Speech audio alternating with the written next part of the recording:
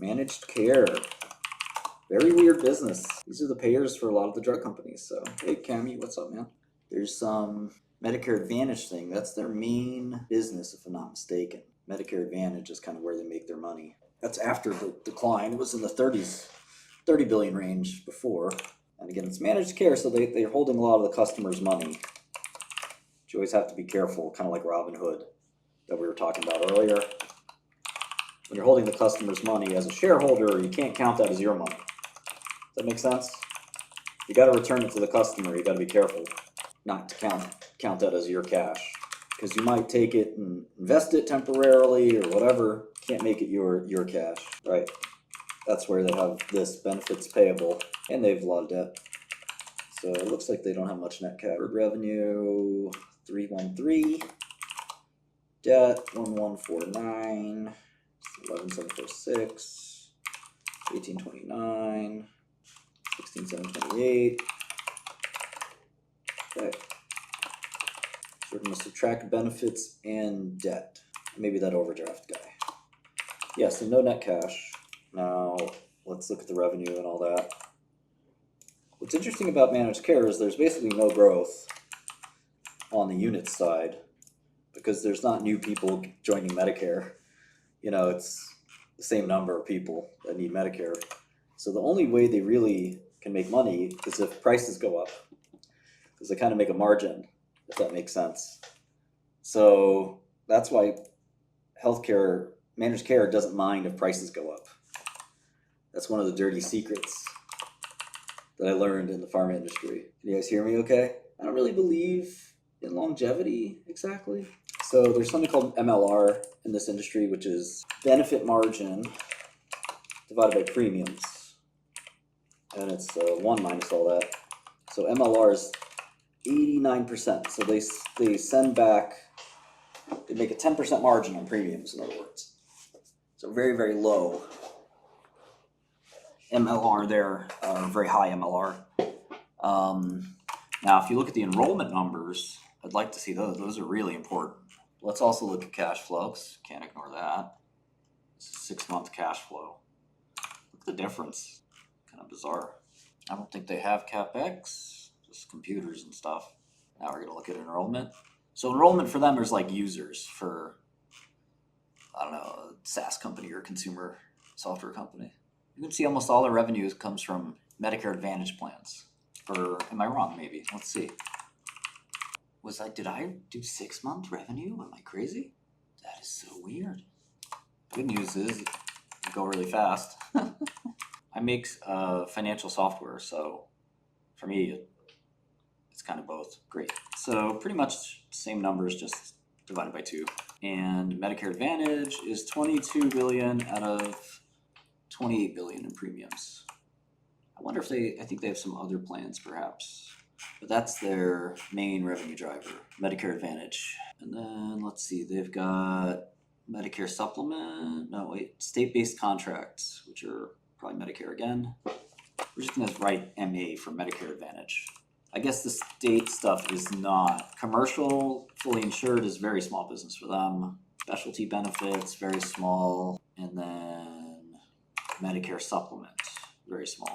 So almost everything's around this Medicare Advantage business. So they have all this customer concentration. All it takes is the government to change their mind or something else and everything goes to, and that's kind of seems to be what happened. Although we'll have to look into what exactly happened yesterday. You know, having the government as your biggest customer can be okay, but in healthcare, I think, you know, it's going to try to squeeze you and squeeze you and squeeze you.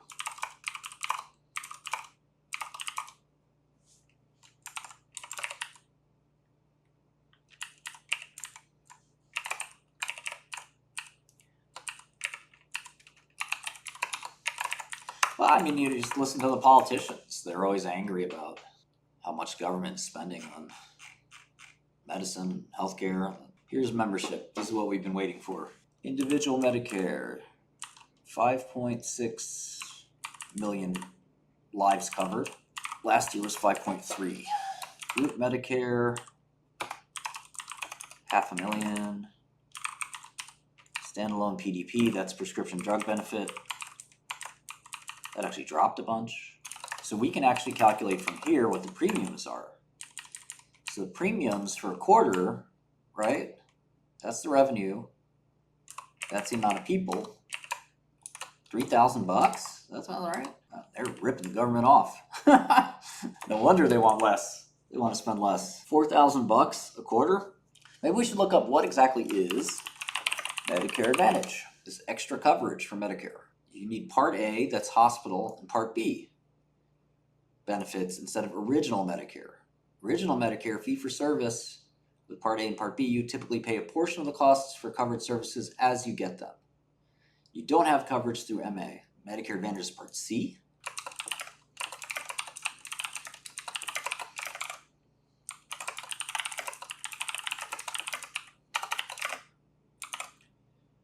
Yeah, D is drugs, I know that. So D includes drugs. So there's an out-of-pocket limit and extra coverage. So I think we got a sense for what Medicare Advantage is. It's pretty expensive. And then group is similar.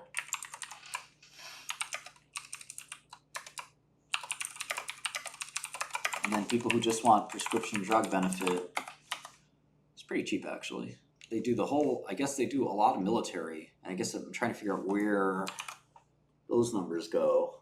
But as you can see, the actual total number of people they have on their plans is pretty finite. And in fact, it was dropping slightly. It's like they lost the entire commercial business they had, and they lost a little bit of Medicare Advantage. So they went from 17 million people on their plans to 16.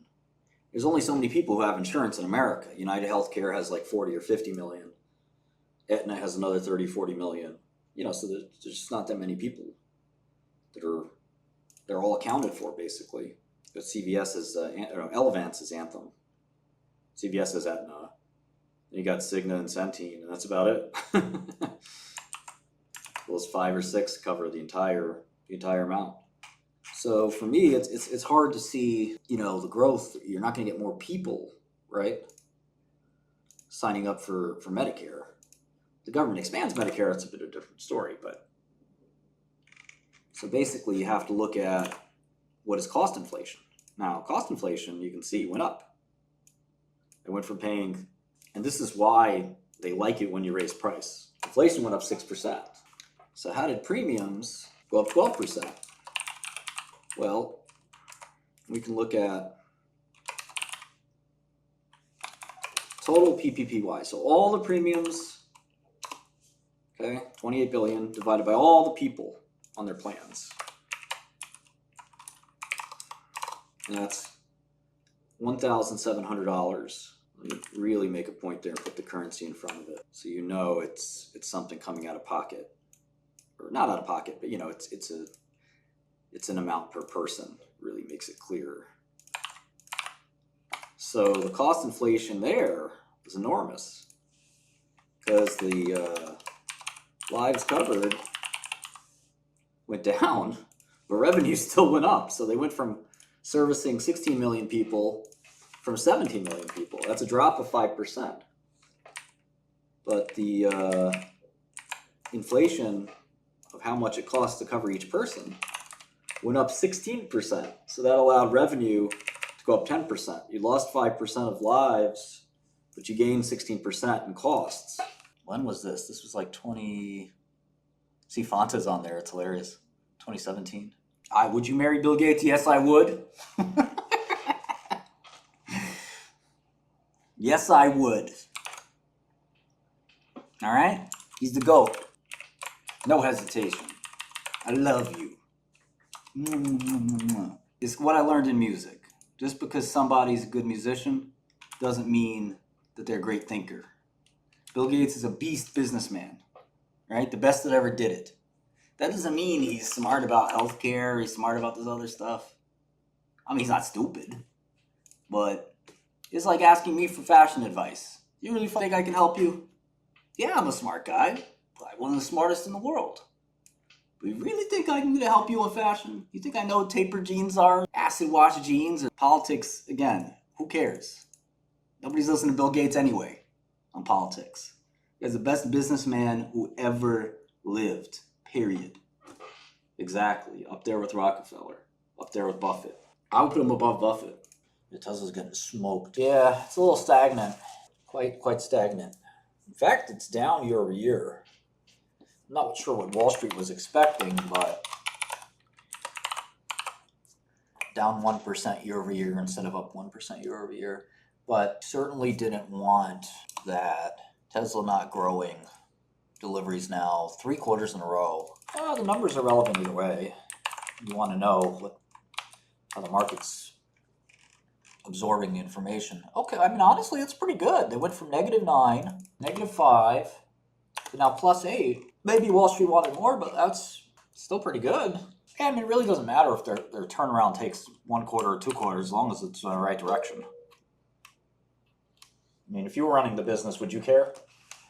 You know, you want the turnaround to happen fast, but it's not really vital that it happens this second, you know? All right, well, we'll see how that goes. I thought the market reaction, -4%, is a little excessive was fundamentally a decent number. No, I like Tesla. I'm bullish on Tesla. And I don't think Robotaxi comes very soon. I think within 10 years. And they'll compete with Uber and Google. Humana equity GIP for intraday chart. Let's see if I can get 5 days. Okay. Massive sell-off. It was 320, now it's 220. These are great for trading. The snapback trade could be very exciting. Stock's been like cut in half over the course of a year.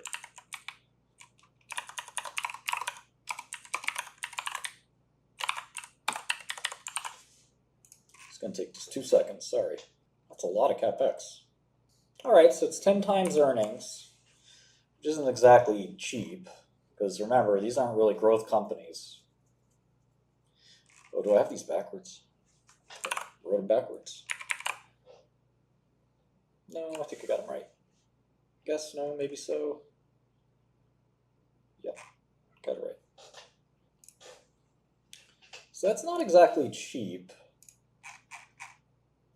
And basically this quality bonus payments, they went from 94% to 25%. One contract went from 4.5 stars to 3.5 stars. Woof. Whoa! 45% of their membership are on that contract. Quality bonus. H5216 contract is 40% of MA. Now, what is the quality bonus? Star rating, quality bonus, Medicare. So they're going from a 5% bonus and 70% rebate. Ooh.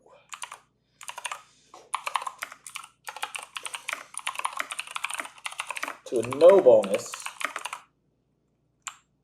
and a 60% rebate.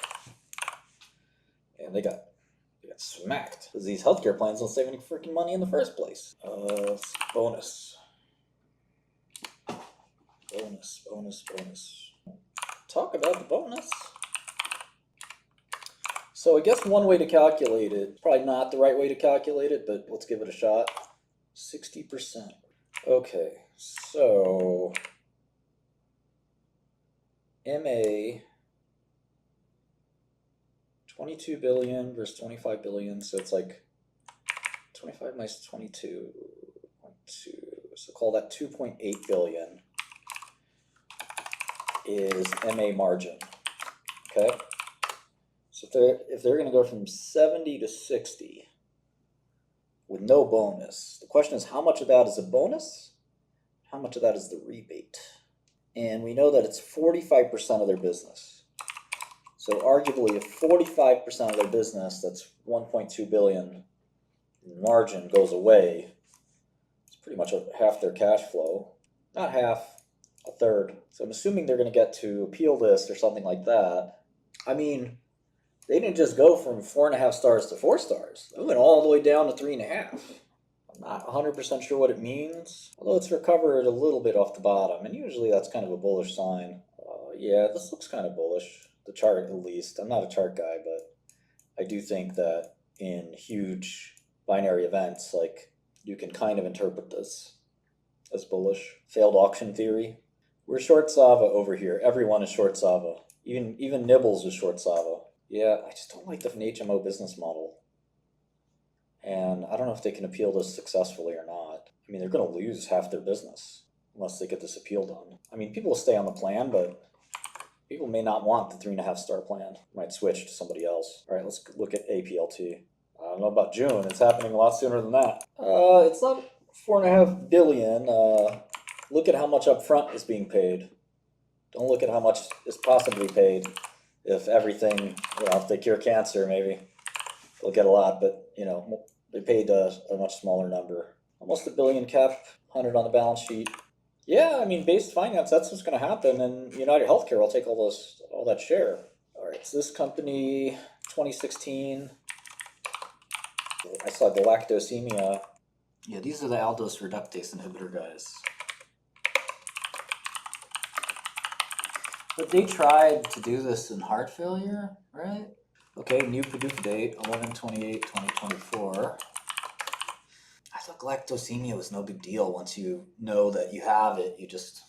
In the process of preparing for FDA inspection. What? Well, we'll see what the primary endpoint was, but that's interesting. They had to change their data. There will be a advisory committee. Oh, okay. Sorbitol dehydrogenase deficiency. Okay, so yeah, this is the heart failure. Check out who owns this stock. Franklin, Venrock, Henderson Group, BlackRock. Who's Propel Bio? Oh, this guy's the Kane Anderson guy. Those guys are mostly PE, real estate, that kind of thing. I don't think he's running the biotech stuff.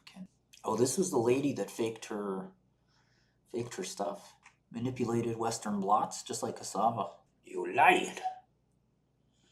Tang is in this one. 𝗟𝗏𝗏𝗘𝗢𝗏. So the hedge funds are a little underweighted, it looks like, which doesn't mean much. Doesn't mean much necessarily. Let's read about galactosemia. So you just eliminate lactose and galactose. Speech, learning, neurological impairment, ovarian failure. Seems not too hard to follow this diet. But it could be a good seller. Not gonna be a great seller though. Is it X-linked disease? I mean, you could charge $100K a year, I guess. How many people have this disease?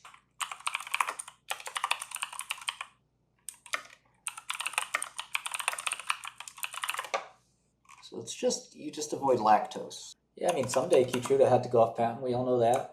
It has to sell more than 100, a lot more than 100 for this to be a long. I mean, if they try to price it like crazy, they try to price it like 200K, which is a waste of money. So you could just avoid lactose. You get 1,000 people on the drug. It's $200 million in revenue. I think it's an old patent, right? I don't think it's new. So you get 7 years orphan status. Oh yeah, there was a short report. I remember that. You can get formula without lactose. Here they're saying it's 3,000 patients. Most of those people aren't going to go on treatment. Okay, so there's Columbia University license. Okay, so the Columbia drug is 10 years old. Oh, US patent 2010. Oosh. I think that's 17 years. So 2011 filing, that's 20 years, is 2021 expiry. Maybe you get 5, maximum actually you can get is 5 years. So 2026 expiry. So this is going to be a 7 and out. Yeah, it doesn't look too attractive to me.